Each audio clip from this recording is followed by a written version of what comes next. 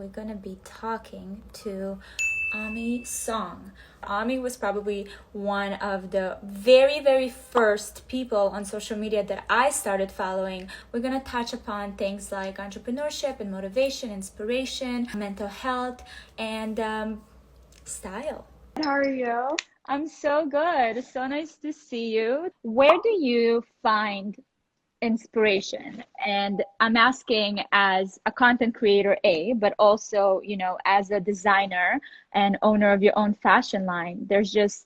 I feel like you need to have so many different sources of inspiration. So where does that come for you? The biggest inspiration used to come from like experiences. Like when I'm Mm-hmm. traveling, I mean, before coronavirus, I would travel so much. For the past, I want to say 4 or 5 years, I've been gone 300 days out of the entire year, which is That's insane. wow, So like insane. I was barely home in LA, and it was always through experiences. I was in Indonesia. I was Mm-hmm. inside a car driving. And on the side of the street, I saw this old guy at a hole in the wall type of place making like wicker stuff. Like it was insane. Like he was making wicker baskets, wicker like chairs on the side of the street. And it was like a busy street. And Yeah. I like remembered it because I was on my way to a photo shoot. So on my way back, I stopped by his place and I bought like a few baskets. And to me, that was so inspiring. 10 years ago when I started my blog, I was a very, very broke college student.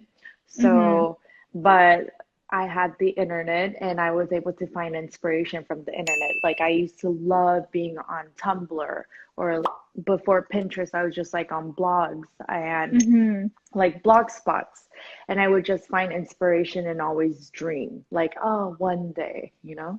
It sounds like a crazy dream if you think about it. You were like, a really young, broke student, and your passion was fashion, and you just got onto, a platform that a lot of people, I guess, were just like, what are you even doing? Like, it's so silly.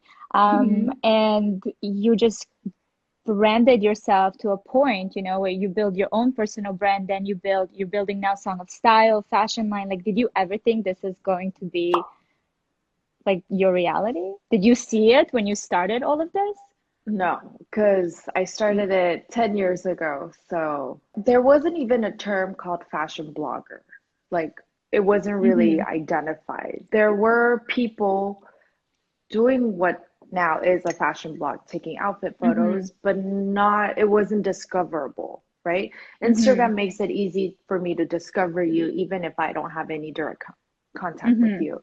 But back then there was Blogspot on Google, but you can't really discover, right? Because we don't even know how to use like keywords or all those things back then. Such a Yeah, different landscape.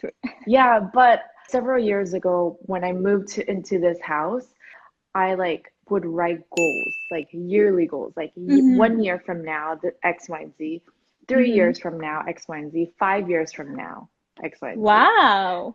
And then they all kind of came true. So it's kind of like the law of attraction, right? How did you discover your personal style? Like, how did you find your signature thing? Since I was little, I've always been very interested in fashion.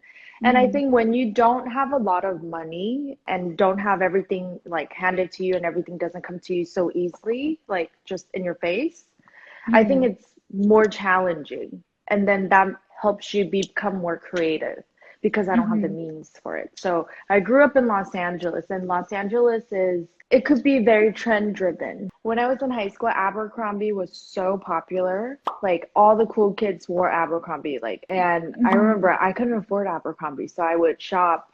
My dad would take me to Ross, which is like Mm-hmm. it's like Yeah. a affordable clothing type of place, and then they would have similar styles as Abercrombie, and my sister Mm-hmm. and I would like DIY it. You know, like we were obsessed with like the ripped denim shorts or skirts, Mm-hmm. denim skirt with like frayed hem. So my sister and I would DIY it all the time, and we would Mm-hmm. always try to get like vintage T-shirts that kind of look like, because Abercrombie, their T-shirts look like vintage old Yeah. 70s, 80s T-shirts with Mm-hmm.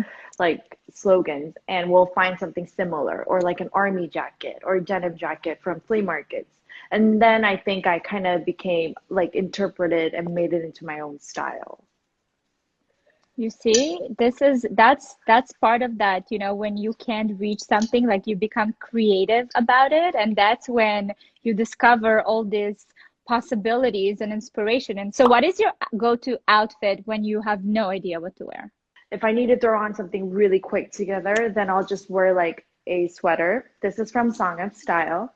So cute. And then just high-waisted denim. You can't go wrong. That's to me, that's like the easiest. And then I just put on my Hmm. everyday jewelry. That's it. Like an oversized sweater and then high-waisted denim. That's it. Easy. Someone asked, how do you get yourself out of a creative rut? So for you, I mean, your career is based on your Uh-huh. creativity. Yeah, So I how do just have you? to log off. Sometimes Mhm. when there's so much content out there, it clouds my judgment or like Mhm. creativity. Does that make sense? Like, because I'm Yeah. inundated with like so much content every single day, like especially Instagram and all that. Like, if it's Mhm. constant, like sometimes it's very inspiring and it gets very creative. I'm like, oh, I get these ideas, but then again, at the same time, it's just like so much information, I get overwhelmed. So I just have to Mhm. like completely log off and like actually be with nature, which sounds so weird, but like whether just being out in the garden or like walking, like I don't even want to watch Mhm. TV. I don't want to do have anything to do with electronics, you know? I just Mhm. have to be with nature and my mind and then try to like sit through that. Okay, I'm going through a creative rut. I'm not feeling creative and that's fine, you know? Yeah. Being like it's Yeah. And fine. giving yourself the freedom, I guess, to feel that rut. Yeah, because if I'm Yeah. already going through a creative rut, I'm already not feeling great. So I don't need Exactly. to add more anxiety by by like, oh shit, you know, I need to keep doing something, you know? What is the best advice you've ever gotten? The best advice is Yeah. by my friend Maya Angelou. If anything ever just happens, Yeah. just be like, even if it's a shitty situation, just take it in and Yeah. say, thank you know, because Mhm. it's going to just make you better, whatever situation it is. Like, so stressful, I'm just going to take 3 seconds and be like, thank you, because this is a learning moment. Mm-hmm. Wow, that's so, I love that it's so like simple, but it really is accepting everything as a lesson rather than, you know, looking at it as a negative experience. And I then love when Maya there's Angelou. like, just always having gratitude and being grateful, you know? What is your most embarrassing moment that happened to you? So many embarrassing moments, but I guess, I'm gonna share with you a crazy uh-huh, story, okay? okay. Because I wanna like I wanna tell you exactly what I'm looking for with this question, okay? Mm-hmm. So I was 15 and my mother enrolled me into this competition online. It was like a beauty contest or whatever. Oh, And she wow. enrolled me and I didn't even know and I won the competition. So I grew up in like a smaller city Yeah. and the competition, like the party and like, you know, giving the awards, whatever was in Tel Aviv. So we went to Tel Aviv. My mother couldn't come. So I went with like family friends and I got all dressed up. Like we got a new outfit. I was wearing this like white halter top and like white pants. I felt like I was the shit. Okay. We get to this club and they start calling our names, whatever. And I'm standing, I remember, like beside the stage.